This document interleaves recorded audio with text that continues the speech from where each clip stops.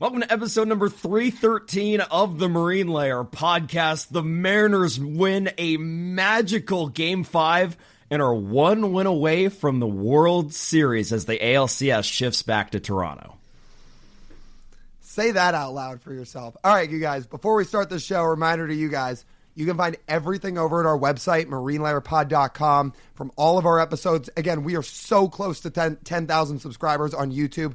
Please help us get there. Go hit subscribe, leave a like, drop a comment on the video. Also, download these episodes and leave a 5-star review if you're listening. You can get all our merch over at our website. You can check out our Patreon. That's marinelayerpod.com. Love to see people wearing the merch. And then you can find us all across social media at Marine Layer Pod. Let's get it rolling. The pitch from Acevedo. A drive deep to right field. Down the line. The Mariners win this game 2-1. The dream lives. They're going to the playoffs. One run from Jansen. There you go. Left field. We got a tie ball game. Julio. Oh, baby, what a moment. Tie ball game at 7-7. And we welcome you to this episode of the Marine Layer podcast, part of the Just Baseball Podcast Network. Recording here on Friday evening, October 17th. Lyle and I just got home from Game 5 of the American League Championship Series, and oh my God, I'm going to make a proclamation. Game 5 of the American League Championship Series was the best win in Mariners franchise history, and that grand slam by Eugenio Suarez was the greatest hit in Mariners franchise history. Am I out of line? Not only are you not out of line, I would say all that is pretty much inarguable. You guys, the Mariners have never, ever, you can tell our voices are in great shape from being at the game. They really are. There's a lot of stress going on that game. I mean, there's going to be a lot of voice cracks on this show. The Mariners have never been this close to a World Series. This team has never won 3 games in a championship series. Ever. So yes, that's the biggest win ever because there's never been a magnitude of a win bigger than this. And for Eugenio Suarez, again, to the magnitude of the hit, Edgar's double was in the quarterfinals. It was in the divisional series. This puts them 1 win from the World Series. And it was a grand slam in the 8th inning in a tie game. Yes, the double was sick, but it wasn't a grand slam. That was a grand slam. Inarguably the biggest hit in franchise history, and inarguably, as we record tonight, the biggest win in franchise history. For a guy who we thought couldn't hit. He looked lost. I mean, he looked dead in the water most of this postseason. Oh my God, and even the hit he got, his teammate got thrown out at third base the game before. We should have known when he got it started earlier in the game and he knocks that home run, hey, maybe something special is in store for Gino tonight. And I want to think about how he feels. He's talking about it after the game, how emotional he is about this moment he's brought to the city, a city that he talks about so much, how much he cares about winning for the Mariners and how much he's really enjoyed this chapter of his career. And in the biggest moment of his career, the biggest, he steps up to the plate. We're just trying to get a ball in play. And he hits it into the stands. Oh, my God. Oppo. By the way, if you have not seen it. Oh, my God. You guys have to go check out the wide center field cam view of this grand slam because they capture all 3 runners on base. It is so cool. Josh Naylor's on second base, and I think he has a pretty decent idea when it leaves Gino's bat that it's got a chance to go because obviously he gets his lead. Ball's hit in the air. He starts to tag back to second base and run back to second base in case he needs to tag up. But his hands are already in the air, and he's watching, and he's watching. And then clearly once he sees it leave the yard, I mean, Josh Naylor's got his hands in the air, and he's jumping up and down, and he can't believe it. I mean, these two have been teammates all year. They were only apart for about a week, 6 days during the trade deadline. These guys have been through it together this year. They've played together all year. Clearly, these guys are friends and they care about each other. And the two of them talked about it when they got traded over here. And Gino's fired up. Naylor's fired up. Well, everybody's fired up. But to see the all kind of captioning view of that home run, It reminds me a little bit of when they show every player's reaction to the final out of a World Series. They go to every different position for the final out. Wasn't quite that, but you got that a little bit with that wide cam shot and seeing Naylor do what he did and react the way he did. And God, it was so cool. It was so cool. I couldn't even go 100th percentile screaming, even though I've lost my voice by this point, because I was so utterly shocked. I was in shock. I could not believe what we were watching between, again, the way Geno's played in the postseason and the moment that they're in, and just asking for a fly ball and a sac fly, and then to see that happen. And moments like that don't happen for the Seattle Mariners. And that just happened. That just happened. I was in legitimate disbelief. I mean, TJ had his hands in his face. He really was in disbelief. Well, I didn't even cheer. No, everyone else around me jumped. I sat down and did this. In audio, I put my head into my hands and sat down. I've not cried yet. Full transparency, we're in the trust tree here. All of us here on the Marine Layer podcast. Lyle, myself, all of you beautiful listeners and watchers on YouTube, we're all in the trust tree here. I might cry if the Mariners clinch a World Series berth Sunday or Monday. I might. They have never done this. So when Geno hit that ball and the realization sets in that the Seattle Mariners had a hit like that, and that Eugenio Suarez came through in such a clutch situation where the 2 nights prior, the Mariners gave us nothing. I think that made it even better. The Mariners, the 2 previous nights in games 3 and 4 of the ALCS, made it seem like they were going to pull another Mariners on us. That they were going to let us down. And everyone had every reason to go in this offseason and bitch and complain about a team that just never can get it done. And then they get it done in the grandest fashion possible. That's the shit you dream up in your backyard when you're a kid. Geno probably dreamed about that when he was trying to go play baseball. And then think about the ride for Geno it took to get to this point. He's in Cincinnati, has his own first 49 homer season, really one of the most productive run scores, RBI guys in baseball, home runs, RBIs, slug, etc. Then he slumps. Reds aren't huge fans of him anymore. They essentially dump him to the Mariners. Pretty much. Time in with Jesse Winker, trade him to the Mariners. Resurrects his career in Seattle. Geno gets dumped again 2 years later. Mariners salary dump him to Arizona. And Geno, midway through that next season, looked like he was about to get cut. He's bad. He's one of the worst players in baseball. But manages to turn himself around to have a great second half, and then makes himself the most valuable commodity possible at the deadline this year. And of all the team that could have used Eugenio Suarez's services, all of them, he comes back to the place I think he loved the most. Out of all places, the Seattle Mariners are the ones that he probably wanted to go to the most. And he gets traded there. And then he gets to the postseason, a crowning achievement, something that he wanted to do, and wanted to do more than what he did the first time in the postseason. Gets to this big stage and then starts struggling. And you think it's got to weigh on Geno every time he steps to the plate. He strikes out. He strikes out. He pops up. Grounds out to the pitcher. It's like, oh no, I didn't come all this way to do this. And then he hits that swing. Those 2 swings today. 5 of the 6 runs the Mariners scored. Imagine the emotional release from a player that just went on that roller coaster I just described to get to this moment and have your team on the doorstep of the World Series. Poetic. Yeah. Poetic. Mm-hmm. How else can you describe it? It's the Billy Beane quote all in one right there. How can you not be romantic about baseball? Has it set in for you yet? I think so. It's set in that one more win, I don't even want to say the words, but one more win takes them to uncharted territory. I don't want to get too ahead of ourselves yet because they do still need to win, and those 2 games will be in Toronto. We'll talk about that a little bit more in the later stages of this podcast, but I don't think it'll set until tomorrow. I think I need to sleep.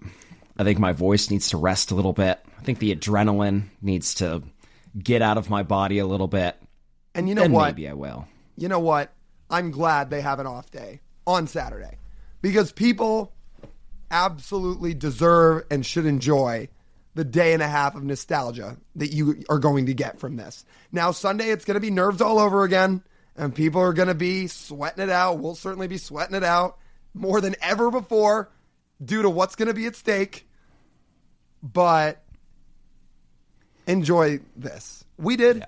We went out and celebrated out at the bars tonight. That's why we're getting this podcast out a little late. We tweeted it out. We posted it on our Instagram story saying, hey, guys, I know we're getting this podcast out a little bit late, but we were at the game, and the Mariners just won the biggest game in franchise history. Like, we'd like to go out and celebrate it a little bit. And all you guys were very, very nice in the comments. We're like, yeah, of course, go enjoy it. Like, go enjoy it. Except for the one dude who said my drink was fake, but that's fine. Well, that's fine. I won't take it personally. Buddy. Everyone has their tastes. Buddy, we went to Arizona State. Come on. I've drinking everything you could imagine. Trust me, what I was drinking there was not fake at all. No. I'd love to get to some more takeaways from today, our experience at the game, this Game 5, the turnaround that this team underwent here. But before that, let's take a pause for an ad. Thanks to Bear Mattress for sponsoring this episode. Head to bearmattress.com/marinelayer and use our code MarineLayer to get 40% off your mattress. Bear is a premium fiberglass-free mattress designed to upgrade your sleep quality, and it's conveniently shipped to your door for free within the U.S. Bear knows that everyone has different preferences in sleep positions. To help find the best mattress for you, they have made a sleep quiz that will remove all of the guesswork. But don't just take our word for it.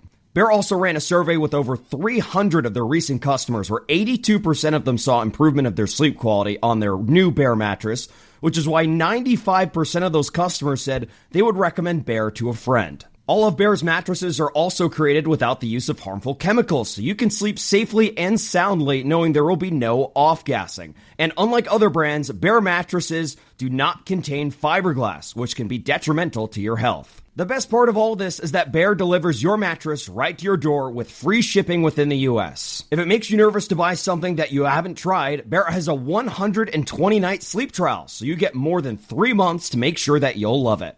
So if you're looking to upgrade your sleep, head to bearmattress.com/marinelayer and use code MarineLayer to get 40% off your Bear mattress. This is higher than what's being offered on site, so check it out while you can. The links are in the description. Okay, Lyle, what was your other biggest takeaway from today? Well, there's a couple, but I feel like while we're on the topic of Gino, we should just give everybody credit in that 8th inning and just go through it for a minute.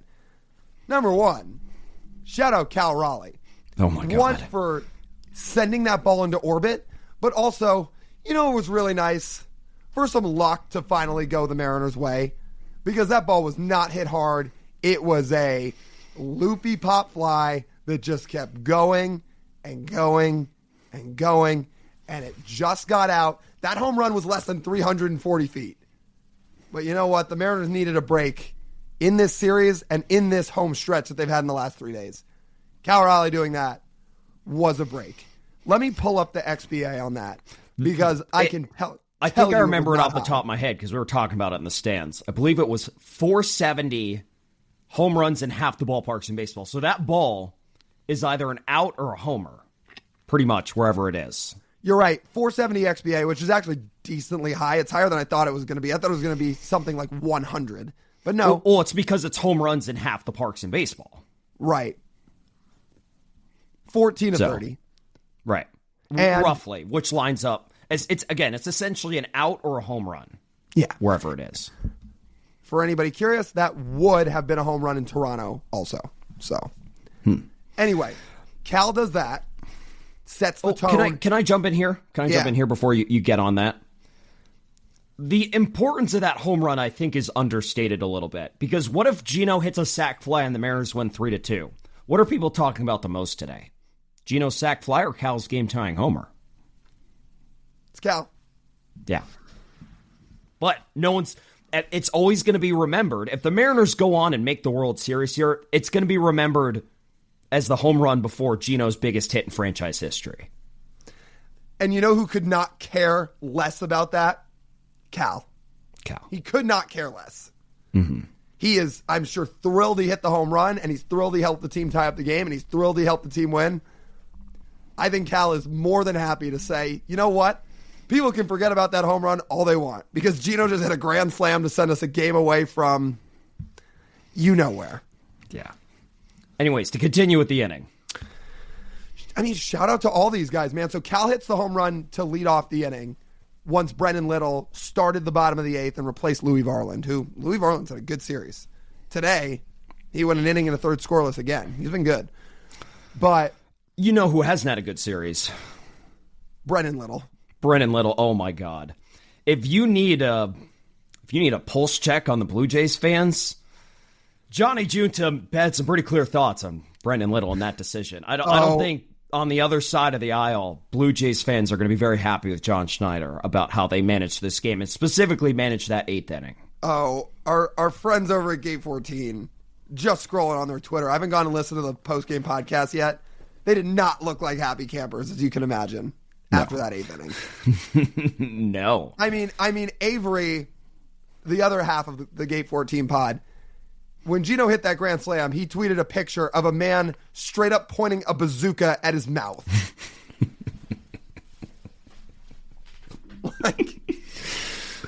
Not all is great in the six. No. Anyway, the eighth inning. After Cal hits the homer, Jorge Polanco, who did not have a great day in his own right. I mean, he had a tough couple of at-bats. It looked like, look, we're sitting way up in the third deck on the third base line of the 300 level. It's hard to know for sure. But just from what we were watching, he looked like he wasn't seeing the ball great today. Looked like his at-bats just weren't as good as they were earlier in the series. But you know what? He grinded out that at-bat and drew a walk. After Cal hits the home run, he doesn't let the momentum go by the wayside. Jorge Polanco doesn't sit there and say, all right, we tied up the game with a solo shot. Rest of the inning's going to just be 1, 2, 3. No. Drew a walk, grinded out a good at-bat, put himself on base. Josh Naylor follows him. He gets it to a full count. He draws a walk. And you know what? For as good of a game as Naylor had in game 4, despite the loss, his game today was fine up until that. He was 1 for 3. He had that single to left field earlier in the game. Grinds out the at-bat, works the count full, doesn't chase, draws the walk. Now it's first and second, nobody out. Then Randy Arozarena comes up. Another guy who's similar to Gino. Man, he had a tough postseason. There's no denying it. But he works the count to 2-1. He's not flying out and chasing anything crazy. And then he wears it, gets hit by the pitch. He loads the bases. In that inning, despite the offense looking dead in the water for 25 innings of this 3-game home stretch in the ALCS, they grinded out those at-bats in the 8th inning. After Cal hit the homer, those guys did not let that inning go by the wayside. Walk, hit by pitch, disciplined, didn't get away from themselves, load the bases, all to set it up for Gino. Yeah. So, look, none of those 3 guys are going to be in the headlines for this game, but they all deserve credit. They grinded out some good at-bats in that 8th inning and set it up. It was a team effort in the 8th inning, just like it was a team effort for why the Mariners have been so bad offensively the previous 2 games. I think everyone who's listening to this understands the mental mindset of how all of us felt heading into that 8th inning. I mean, Lyle and I, once the Blue Jays took that lead, that 2-1 lead, we were not feeling very good. Because we had just watched 2 games and change of the Mariners offense poking some solo home runs and not much else. Well, while the pitching folded. Now, the difference with this game is the Mariners pitching kept them squarely in the game. So you had an opportunity late in the game, and this was it. This was the only chance the middle of the order was going to get in this game to go out there and win it. So it was then or nothing. And I'll tell you what, Lyle, when Cal hit that ball into the air, like I sat down again to put my hand in my head because I was like, oh, that's Cal's last chance at home. to make a big swing in this series. And then it left the yard. Oh, yeah, you thought he flew out. I did. And then it kept going and going, and I'm like, oh. And I was just looking at the fans around, and once everyone started yelling, I was like, oh, thank God. But it was a team effort. Team effort in that inning. That was exactly what they need. Not when things don't necessarily all have to be going right at the same time. But in baseball, you can loop a few good things together. That can be the difference between winning and losing. And that's exactly what they did in the 8th inning tonight. Yeah. Doesn't matter how bad the offense was early in the game. What mattered, because they won those 2 games in Toronto, that they came through in a big inning and got big hits, and that is exactly what they did. And yes, you can thank the Blue Jays for making bad pitching decisions with their bullpen, which is not good. So I don't know how many people are really that surprised the Blue Jays bullpen coughed up a lead. But team effort, Gino's going to get all the starlight. He should. It is going to be something. If the Mariners ever build a new ballpark, or maybe they'll just build it into T-Mobile Ballpark, the Mariners win a World Series, or even just make the World Series, that Gino swing, that maybe moment with him at home plate is going to be etched in history. So we've already, oh my God, it's hard to talk. We've already started to create some chapters of this Mariners World Series DVD. We talked about if they're in it and they win it, Leo Rivas is going to be a huge part of it because of that hit in Game 5 of the ALDS. So the chapters of it right now, I mean, Cal's entire regular season, obviously. Mm-hmm. Leo Rivas in Game 5, beating Tarek Skubal 4 times in a year and twice in the ALDS. Polanco's walk-off in the 15th in the ALDS. You can etch Gino's name into this. That's another chapter. That's going to be a big one if they win this thing. We got plenty of room for more chapters. There's more games to be played now. Here's the thing. Here's the exciting part. As we sit here recording, Eugenio Suarez has the biggest hit in Mariners history. Will that only stay true for 48 hours? I hope so. I hope so. It really only matters, though, if they win. Remember. Right. I mean, if Gino has this grand slam, but the Mariners get blasted for 2 games in Toronto, people will remember the grand slam, but not as much. Not as much. So that's why we say at this moment, that is the biggest hit in Mariners history. How good was it to see Brian Wu back out there? So good. Look, I know he gave up a run. So good to see him back. You guys know he's my favorite pitcher in the rotation to watch. He's been the best arm on the team all year. And to see him come out to the fire-blowing, massive ovation, the Woo by Pop Smoke blasting in the stadium, he's fired up. So great. So great. I mean, again, sure, he went 2 innings, gave up a run, but like he did his job for the most part. It's not like he got blasted. He kept him in the game. He gave up the double and then a single in that first inning. But otherwise, pretty efficient. Didn't look like he was overwhelmed.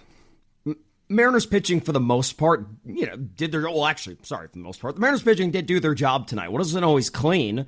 Blue Jays had plenty of traffic. I mean, my biggest beef throughout the first 7 innings of the game is that the Blue Jays had all the pressure on Mariners pitchers with runners on. Mariners had none of that on Blue Jays pitchers.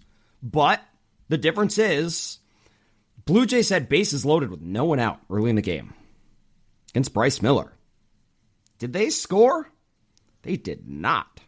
Mariners get bases loaded, no one out. Grand slam. Yeah. I mean, that's the difference. That right there is a difference in the fucking game right there. And that's credit to the Mariners pitchers for coming through and executing. Let's go pitcher by pitcher for me, at least. Okay, Bryce Miller did his job. That's exactly what I thought he was going to do. Didn't think he was going 6 like he did in Game 1. Big reason why he went 6 in Game 1 is because the Mariners had an exhausted pitching staff. Gabe Spire was next. Gabe's had an okay postseason. Again, for the most part, did his job. Brian Wu did his job, and then Mooney comes in and was great. Am I missing one? No, 4 guys today. Okay. 4 guys. Look, the Blue Jays had some moments that kind of frustrated me offensively, but the most important thing for Mariners pitchers was that they gave up 2 runs on 7 hits, which is, last I checked, less than 6 runs. And based on what I'd watched the previous 2 nights, a massive improvement. Massive. I mean, again, you give up 2 runs in 9 innings. You did your job as a pitching staff. If we're going to... I was going to say, I forgot Brash as well. Brash... I thought you said Brash. Oh, I said Spire. Sorry, Spire came in after Brian Wu. Yeah. Brash, again, in the moment, I was a little frustrated with Matt because Bryce gave up a leadoff base runner in the top of the 5th inning, gets pulled, Brash comes in and lets that runner score. And as I turned to you and said, we were getting frustrated with how that run scored, and I said, it's Matt Brash's job to get guys out. I don't care how good he is, because Matt Brash is supposed to be one of the 10 best relief pitchers in Major League Baseball. You're supposed to get that guy out. But ultimately, it didn't matter at the end of the game. No. I probably would have thought about, I guess it doesn't matter at this point. At the time, I thought about, do you put Springer on there? But then you would have had to pitch to, I guess you pitched to Vladdy anyway. So yeah, you could have thought about putting Springer on there, but you're right. In the end, it doesn't matter. And to Brash's credit, again, he did not let that inning become a crooked number. He punched out Vladdy. That was a big moment in the game. That'll get forgotten about too. Vladdy has torched everybody all postseason. And Matt kept him in check there. And the Mariners know that now. He got intentionally walked twice. Yeah, after that first inning double today, they're like, all right, we've had enough of this. We're done. I think every moment for the rest of the series, if he comes up in any semblance of a big spot, first base is open, he's getting the base. Yeah. Yep. Doesn't matter. Unless Mooney's throwing. I think I saw it, if I saw it right, I think I saw Vladdy point to the Mariners dugout, just go like this, as if, all right, you're respecting me. I see you. As they should. I respect Vladdy enough to want to win the game and not let him beat the Mariners. Yeah. Exactly. Yeah. If we're going to do some nostalgia here, like we've already done on this podcast, can I do one more piece of nostalgia? Sure. If we're going to do one more piece of nostalgia here, let's do it. On the pitching side, 2 best friends combined together to anchor the Mariners to the biggest win in franchise history. Bryce Miller and Brian Wu come from 2 totally different backgrounds. You've got a Texas kid nicknamed Big Tex, wears cowboy boots, like very, Southern lifestyle as he grew up. It was never near a big city.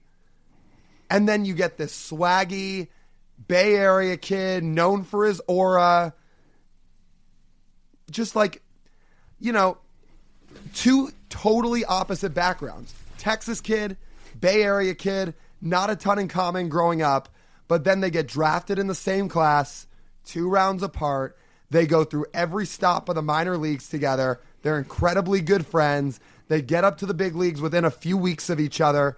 They are almost in lockstep so much of the time. When you see them around the ballpark and you see them during pregame warmups, the 2 are almost inseparable. The 2 are extremely close, to the point where we've gotten to know Brian Wu's parents a little bit over the last couple of years, who are incredibly nice, by the way. And I remember earlier in 2025, they were at a start of Brian's. And they said, hey, we're staying for the weekend. We're going to watch Brian pitch this on Saturday, and we're going to stay for Bryce's start on Sunday. I said, oh, that's nice of you guys that you're going to stay and watch Bryce pitch. And Brian's mom said, Bryce is family to us. That's pretty cool. It's pretty well documented that these 2 are really close. But to hear his mom just magnify it to that level, where it's to the point that the families are that close and the families are that tied in, that these 2 have been through it together since they got drafted. And look, unfortunately, Brian Wu was in a spot where he couldn't start an entire game. So what does he do instead? The only time they're ever on the field together at the same time, they combine forces to go 6 innings of 2-run ball and put the Mariners in a position to win the biggest game in the history of the franchise. 2 totally different backgrounds, totally different colleges, 1 small school, 1 big school, come up together and then combine to do that for their city, for their franchise, for their ball club, and put them a win away from the World Series. It's pretty cool. That's a pretty cool story. Yeah. That does kind of highlight the Mariners roster. I mean, most Major League rosters are a mix, but like the Mariners roster really truly is a mix. Right. Think about the starting rotation. You have Luis Castillo from the Dominican Republic, Logan's from Florida, New York, Kirby's from New York, Bryce is from Texas, Brian Wu's from the Bay. Right. I mean, literally, that is a mixing pot of America right there. Yeah. And one more total difference between these two. Bryce Miller's a total jokester, laid back, loose, jokes around with everybody. He's got nicknames for Brian like Awu and Leonardo Dawuski and all these things. And Brian, pretty intense, very locked in. Not that Bryce isn't serious about his work, of course he is, but Brian's demeanor is a little bit different than Bryce's. Yeah. Those two are extremely close friends, and they just did this thing together today. Yeah. Sick. Pretty cool. So many good storylines from this game. Yeah. Oh, I love this. Same. Because all we've known throughout our whole lives is talking about the feeble rosters of Jose Vidro and God knows whoever Jose else. Marmoleos. Well, that's later. I'm talking about when we're kids. Again, Again, Betancourt. Yeah, Uni, Vidro, Jack Cust. I mean, no, this roster and these Jason pitchers. Bay. Jason Bay. Yeah, this ain't that. No. This ain't that. It's a real baseball team. A real baseball team that is one win away from the World Series. Yeah. Let that set in. One win away from the World Series. One.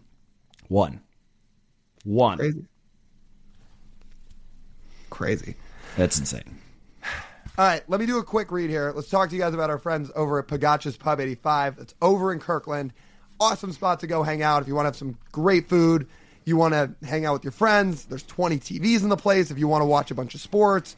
Awesome spot. Awesome neighborhood bar over in Kirkland. There's also great happy hour deals. You guys, it's Monday through Friday happy hours from 2 to 6 p.m.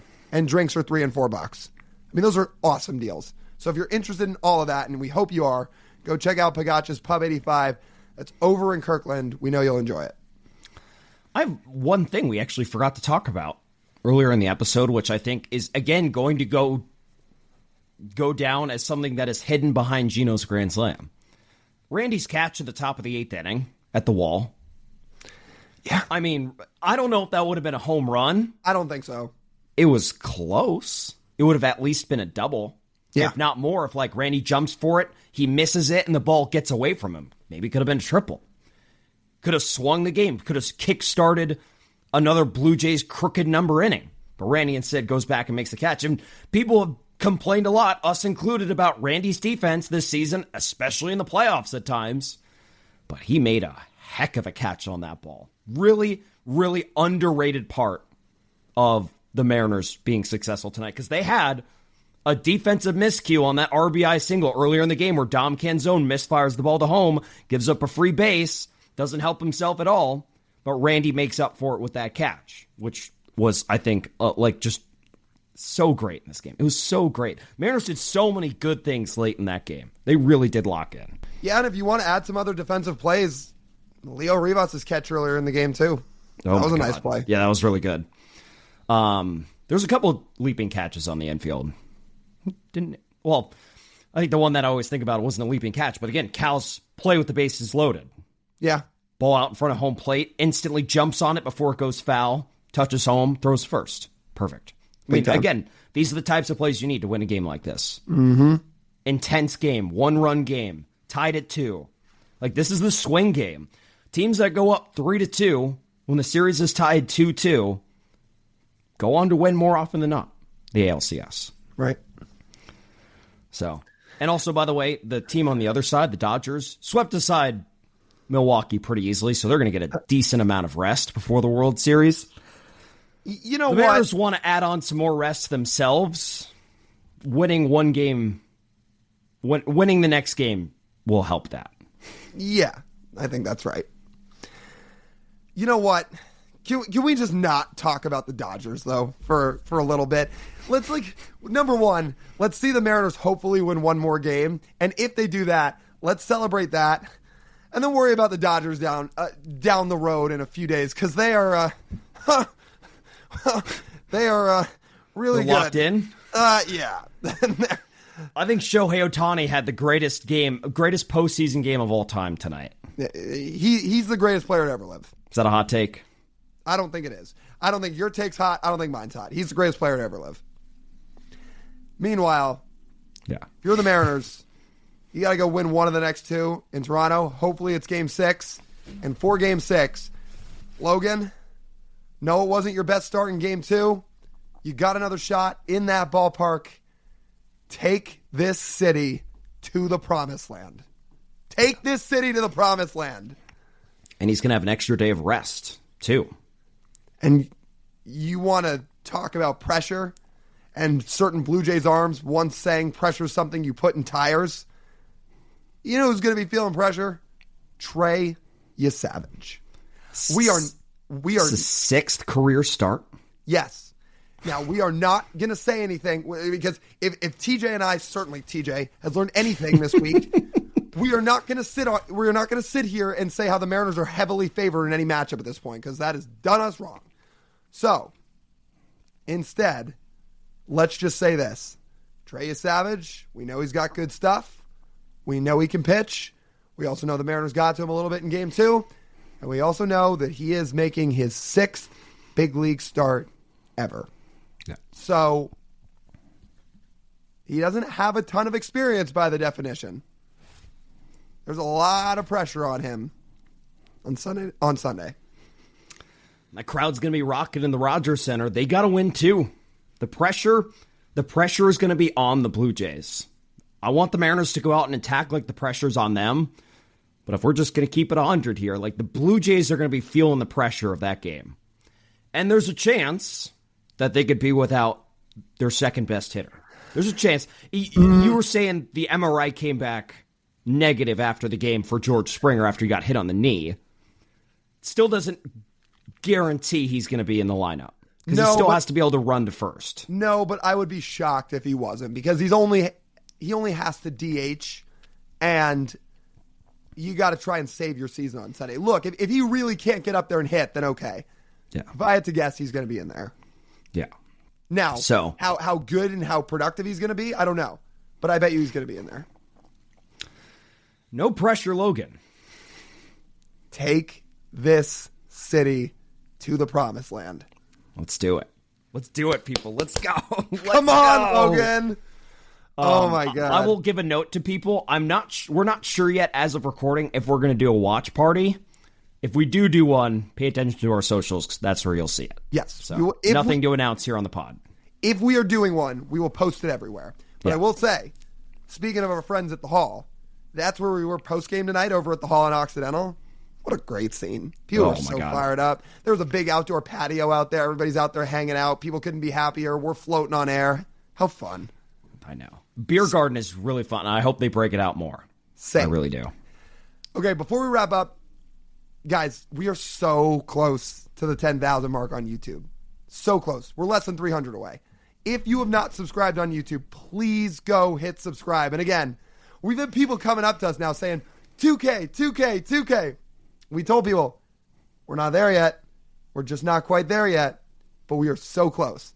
So if you want to see this video, again, we're not going to send it to people. This video of me freaking out in Game 1 of the ALDS. Get us to 10,000. We are almost there. And then come find us in person. And say the word 2K. That's the key. So if you've not hit subscribe on YouTube, we would greatly, greatly, greatly appreciate it if you just take a second and hit subscribe. We're almost there. Almost? Yeah. Just like the Mariners are almost to the World Series. Exactly. 2 things that could be achieved theoretically by Sunday with enough effort. This is true. Maybe it would be poetic if on the day they potentially clinch a certain thing, that's the day we hit it. Yeah. So we got broadcasted out everywhere. Exactly. All right. Everybody rest, recoup, and lock in for Game 6, which will be, yes, the biggest game of every single one of our lives. Let that sink in, because it's true. All right, that just about wraps up this edition of the Marine Layer Podcast. You guys know the drill. If you want to listen to the full form podcast, you can do so wherever you get your audio pods. Make sure you're downloading and rating and reviewing it 5 stars if you're listening. It really does help. Again, like, comment, and go hit subscribe over on YouTube. If you're on our website, go get your merch. People are wearing it. It's been so fun to see. We'd love to see more people getting in on it. You can also find our Patreon over there, too. Our website is marinelayerpod.com. And you can find us all across social media at marinelayerpod. That's TJ. I'm Lyle. As always, we thank you guys for tuning in. We'll talk to you soon.